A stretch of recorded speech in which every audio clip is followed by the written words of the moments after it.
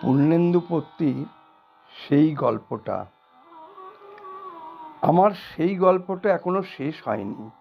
শোনো, পাহাড়টা আগেই বলেছি ভালোবেসেছিল মেঘকে, আর মেঘ কিভাবে শুকনো খটখটে পাহাড়টাকে বানিয়ে তুলেছিল ২৬ বছরের ছোকরা, সে তো আগেই শুনেছ।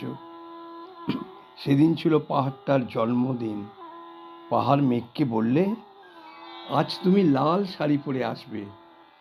মেঘ পাহাড়কে বললে, আজ তোমাকে স্নান করিয়ে দেব চন্দন জলে।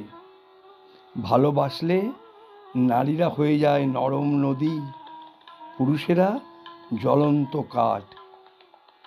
সেইভাবেই মেঘ ছিল পাহাড়ের আলিঙ্গনের আগুনে, পাহাড় ছিল মেঘের ঢেউ জলে।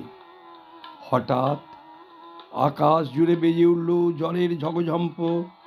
ঝাঁকড়া চুল উড়িয়ে ছিনতাইয়ের ভঙ্গিতে ছুটে এলো এক ঝাঁক হাওয়া। মেঘের আঁচলে টান মেরে বললে, ওঠ ছুরি, তোর বিয়ে।